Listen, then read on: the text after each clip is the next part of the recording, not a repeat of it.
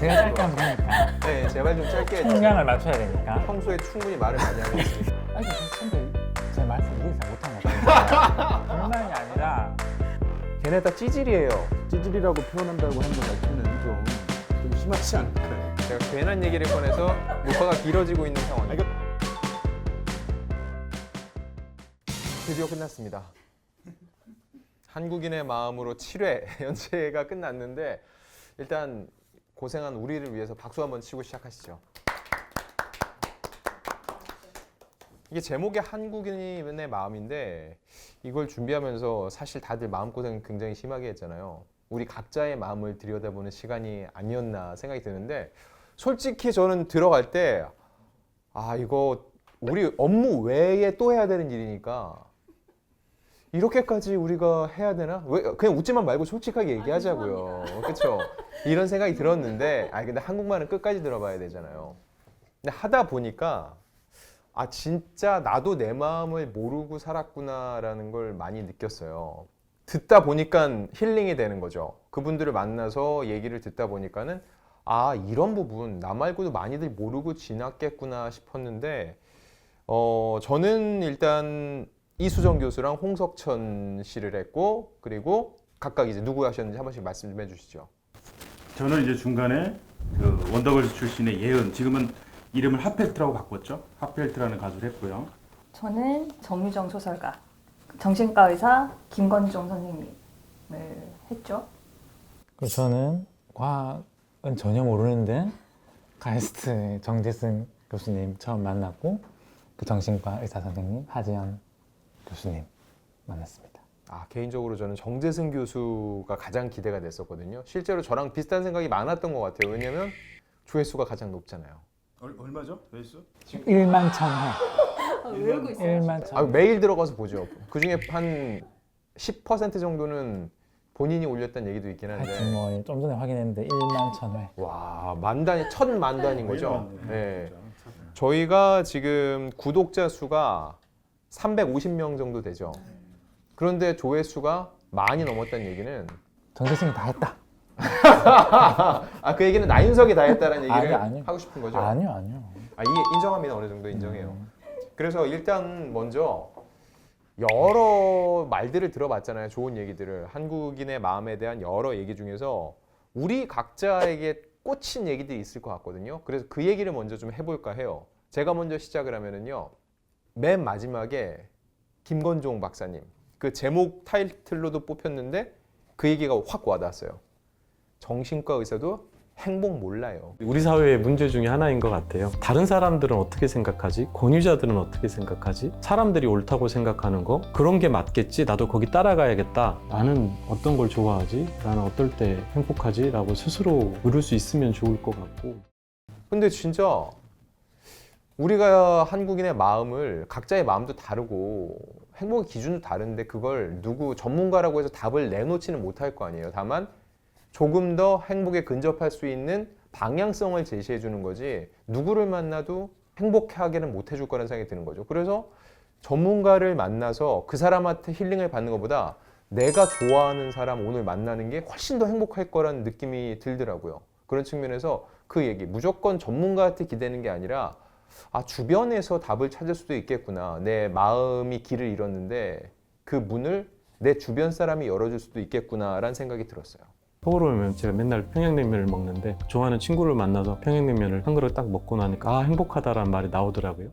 저는 이제 가수를 만나서 이제 자기가 겪었던 경험에 근거해서 나오는 얘기니까 굉장히 좀 진실했다? 뭐 이런 생각이 좀 들었거든요. 어떻게 보면 저도 이제 저만의 상처가 될 수 있었지만 생각보다 많은 사람들이 각자의 상처를 안고 살아가는데 마냥 덮기보다는 그거를 또 한번 확 털어내고 나면 좀 시원하고 후련한 게 있거든요.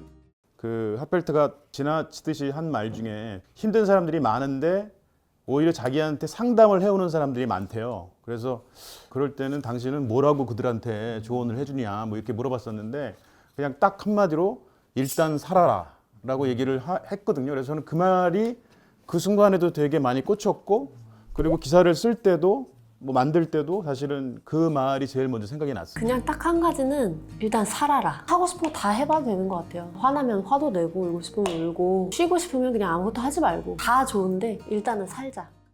그 말이 참 나이가 좀 지긋하신 분들이 사실은 좀 할 만한 말인데 그래도 예은이 뭐 물론 경력이 많이 된 가수긴 하지만 그래도 아직은 30대 초반 가수 그러니까 여성이 말하기에는 사실은 조금 굉장히 깊이 있는 그런 의미를 담은 말이 아니었나라는 생각이 들었고 역시 자기가 이제 그만큼 힘들고 어려웠던 순간들을 지나왔기 때문에 거기서 아마 그런 좀 쉽지만 콕 박히는 그런 얘기를 할 수 있었던 게 아닌가라고 생각을 해요. 예은은 저희 전체 한국인의 마음에 참여한 분들 중에서 가장 나이가 어리잖아요. 그래서 이 교수님들의 말씀을 듣던 분들은 갑자기 웬 연예인, 그것도 걸그룹 출신이라고 할 수 있는데 선배도 그렇고 저도 이제 대중문화를 취재하는 입장에서 그 연예인들의 정말 데뷔부터 현재까지 한 예은 같은 경우는 15년을 지켜봤는데 그들이 겪은 15년은 남들이 평생 겪을 일을 그 이상 겪었다고 해도 정말 과언이 아니거든요. 어마어마한 관심. 게다가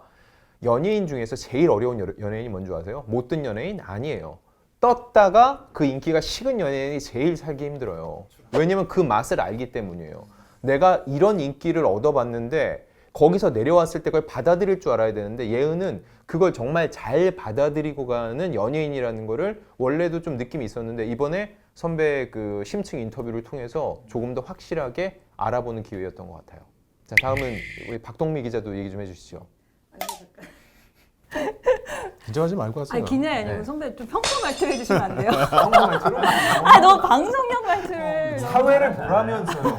아, 보라면서요. 좀 적응이 안 되네요. 오늘 아침에 같이 밥을 먹었는데. 아, 저는 뭐 좋았던 말도 있을 수 있고요. 그냥 뭐 이런 얘기도 있네? 또 있을 수 있고 무슨 소리야? 뭐 이런 것도 있을 수 있고요. 다양한 말들이 있었는데 아까 이제 안주영 선배 말씀하신 것 같이 이제 김건종 의사 편에서는 사실 행복하려면 자기랑 친해야 된다라는 말을 하잖아요. 스스로가 스스로한테 조금 더 친해져야 되고 내가 나랑 함께 잘 있는 방법을 찾는 게 좋은 것 같고 근데 이게 정유정 소설가 만났을 때도 좀 비슷한 이야기를 하더라고요. 근데 정유정 소설가는 그러니까 자유의지에 대한 걸 되게 강조를 했어요. 그러니까 자유의지라는 게 자기가 뭘 아는지, 그러니까 자기가 뭘 하고 싶은지, 뭐 그렇게 자기 자신을 잘 아는 거를 자유의지라는 표현으로 하니까 이게 또 그냥 뭐 나를 잘 알고 나랑 친해지고 이런 이야기랑은 또 완전히 달라지는 거예요. 좀 있어 보이기도 했고. 자기 자유의지에 대한 생각을 해봐야 된다고 생각해요. 자유의지라는 게 없으면요 삶에서 투쟁할 어떤 동기가 부여가 안 돼요. 내가 왜 이걸 해야 돼? 그런 거예요. 내가 뭘 원하는지 아는 것 첫째, 그리고 그 가치를 지키기 위해서 평생토록 성실하게 애쓰는 거, 그런 거라고 생각해요. 그 정유정 작가를 취재하고 뭐 인터뷰 기사를 준비하고 동영상을 보면서 사실 그 사이에 저희 외할머니가 돌아가셨어요. 종교가 평생 없으셨던 분이거든요. 제가 알기로는. 근데 갔는데 안나라는 세례명이 있는 거예요.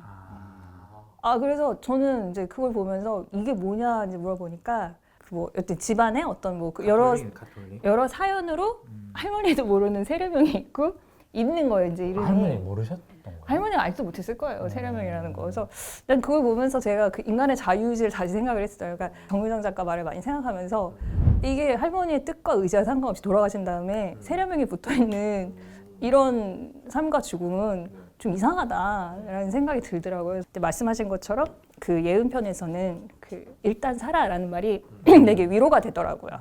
이제 좀 길게 말해도 되나요? 지금 앞에서 너무 길게 하셔가지고 많이 남았어요. 아니 너무 저는 이제 아무래도 이 처음 기획을 좀 주도적으로 일을 벌려놓은 사람이기 때문에 동영상이 올 때마다 좀 열심히 받고 아 오늘 드디어 사과를 받는군요. 그리고 이제 여러분들의 기사를 또 열심히 받고 예, 그랬기 때문에 좀 기억에 남는 게 많은데 정재진 선생님 편은 그 추천해주신 책 올리버 섹스의 모든 것은 그 자리에 저는 사실 그 제목만 듣는 순간에 되게 위로가 됐어요. 책을 안 봐도 제목만으로도 아 이렇게 뭔가 마음에 위안이 되는 괜찮아 뭐 이렇게 네, 하는 네 느낌. 그렇게 다독이는 너의 그 자리에서 이런 얘기 같았고 홍석천 씨 편에서는 그 컴플렉스에 대해서 말씀을 해주셨는데 그냥 재밌었던 멘트예요. 왜 커밍아웃 하시고 나서 20년 동안 또 커밍아웃을 하는 배우가 없는지 예, 그 말씀을 하시면서 지겨워 죽겠어. 지겨워 죽겠어까지는 뭐 그래 이랬는데 20년 동안 잘 해먹었는데 라고 말씀하시더라고요. 지겨 죽겠어. 나밖에 없어서. 한편으로는 1호이기도 하고 또 유일무이하다는 것이 갖고 있는 또 장점이 있거든요. 20년 동안 잘 누렸는데 그게 진심이에요. 제가 그분 좀 오래 뵀거든요. 솔직히 얘기했어요. 형 솔직하게 말해봐. 누가 와서 저 커밍아웃 하고 싶어요, 할래요 하면은 말리죠. 왜냐면 나오면은 내 캐릭터가 깨지니까 나보다 유명한 커밍아웃에 있으면 안 되니까 이렇게 얘기하죠. 그랬더니 빙긋이 웃기만 했어요. 또 그냥 마지막으로 이수정 선생님 편에서는 분노가 사회적인 약자들을 향하고 있다라는 말이 이제 저희가 다 개인의 어떤 마음을 들여다보는 좀 한국적인 특성들이 있는 마음들이었잖아요. 근데 모든 인간이 갖고 있긴 하지만 근데 그 중에서도 약자를 향하고 있는 사회적인 분노, 개인의 분노 이런 걸 말씀해 주실 때 좀 다른 이제 인터뷰들하고는 다른 차원의 좀 더 사회적인 문제로 이 분노를 볼 수 있는 눈 뭐 이런 걸 좀 제시해주지 않았나 해갖고 되게 좋았던 것 같아요. 좀 길었죠? 아니요, 네. 전혀 길지 않았어요. 내용이 너무 귀에 쏙 제가 짧게 하면 들어와서. 되니까. 네, 제발 좀 짧게 총량을 해주세요. 맞춰야 되니까. 평소에 충분히 말을 많이 하고 있으니까 오늘은 좀 짧게 부탁드리겠습니다. 저희가 이제 그 유튜브도 찍고 또 기사도 썼으니까 이제 말과 글이 남았잖아요. 그러니까 멋진 말과 글도 많은데 제가 좀 골라온 거는 그런 것보다 그냥 저한테 약간 개인적으로 좀 어떤 감정을 준 저희 보지 말고 카메라를 보고 좀 얘기 좀 해주세요. 카메라 렌즈 하여튼 카메라를 사랑하듯이 그래서 쳐다보면서 얘기 좀 해주세요. 그러니까 말은 멋진 게 아닐 수 있는데 홍석천 편에서 이게 선배가 콤플렉스는 드러내야 된다는 거죠 라고 하니까 홍석천이 맞다 면서 나는 이런 콤플렉스가 있어요 라고 주변 사람들한테 이야기하는 게 되게 극복하는 데 도움이 된다 이런 말을 했잖아요. 많은 분들이 나는 이런 컴플렉스가 있어요 라고 주변 사람들한테 이야기하는 것이 사실은 굉장히 좋은 치료법인 것 같더라고요. 남들이 봤을 때 아, 저 친구는 저 컴플렉스가 있었지 라고 이해하고 바라보는 것과 전혀 모르고 쟤는 왜 저러지? 퀘스천 마크를 주는 거하고는 굉장히 차이가 있는 것 같아요. 저도 뭐 콤플렉스가 많은데 자, 이 자리를 통해 하나만 드러냅시다. 아니 근데 잠깐 하나만 들어보세요. 드러냅시다. 그러니까 이게 우린 다 아는데 우리가 말하면은 이게 그러니까 아우팅 저는 이제 당하는 홍석천의 거잖아요. 말이 되게 공감이 되면서도 네. 근데 그게 잘 안 되니까 콤플렉스지라는 생각도 들어요. 감추고 싶고 드러내고 싶지 않으니까 콤플렉스지. 그걸 온 동네방네 떠들고 다닐 수 있으면 그게 진정한 콤플렉스일까? 뭐 이런 생각도 들면서 혹시 뭔지 좀 맞춰봐도 돼요? 아니요. 그러니까 선배 알 것 같아서 얘기하지 마세요 그냥. 지금 5만 시청자들이 다 보고 있는데. 뭘 5만이에요? 구독자 350명인데. 그러니까 어쨌든 네네. 아까 하필 선배 말씀하신 저도 일단 살아라. 번아웃이 왔다는 것은 그만큼 자기를 불태웠기 때문이다. 제가 어디서 읽었는데 번아웃이라는 것 자체가 정말 최선을 다했었기 때문에 올 수 있는 거라고 하더라고요. 정말 나를 불태워서 열정을 쏟았기 때문에 번아웃이 올 수 있는 거죠. 그다음에 제가 이제 그 18개월 딸아이의 아빠잖아요. 그래서 이제 김건조 선생님 편에서 막 삶과 죽음 막 이런 것들에 대한 고민이 막 생기니까 뭐 철학도 공부해보고 종교도 막 심취해보고 했는데 연애를 시작하니까 그 모든 고민들이 싹 사라지더라. 연애. 연애. 아, 네네. 삶이란 뭐지? 살고 죽는 게 뭐지? 그래서 철학도 공부하고 문학책도 읽고 종교도 공부하고 그랬지만 연애를 시작하면서 그 질문이 싹 사라지더라고요. 그 다음에 결혼을 하고 아이가 태어난 후로는 어떻게든 길게 살아서 그 아이가 자라는 걸 지켜봐야겠다라는 목표가 생겼다. 결혼을 하고 아이가 태어나니까 그냥 어떻게든 길게 살아서 우리 애들 자라나는 거 보는 게 삶의 목표지 뭐 죽는 거 사는 거 의미가 뭐냐. 저도 이런 말로 제가 정리한 적은 없었지만 마음을 품고 있었던 것 같고 이런 부모들의 어떤 선한 마음, 강인한 마음이 좋은 아이를 길러내고 그 좋은 아이들이 자라서 또 더 좋은 세상을 만들고 너무 진지한가? 자기가 말하면서 감격을 해. 아니, 감격한 게 아니라 너무 좀 아니 진지한 근데 것 그 같은. 예. 말씀에 좀 다들 동의하시는지 조금 궁금해요. 연애를 하면서 모든 고민 다 싹 사라졌다. 그러니까- 연애가 답인가라는 그러니까 생각이 좀 그것도 들어서 어쨌든 연애할 때 그 마음 있잖아요. 연애 딱 시작할 때 기억이 안 나요. 뭔가 세상이 좀 다 따뜻해 보이는 그런 마음이 있긴 있잖아요. 싹 사라지는지 모르겠지만 어쨌든 진짜 어떤 행복의 어떤 되게 높은 어떤 수준을 경험하는 그런 행복을 주는 게 잘 없지 않나? 사랑 말고는.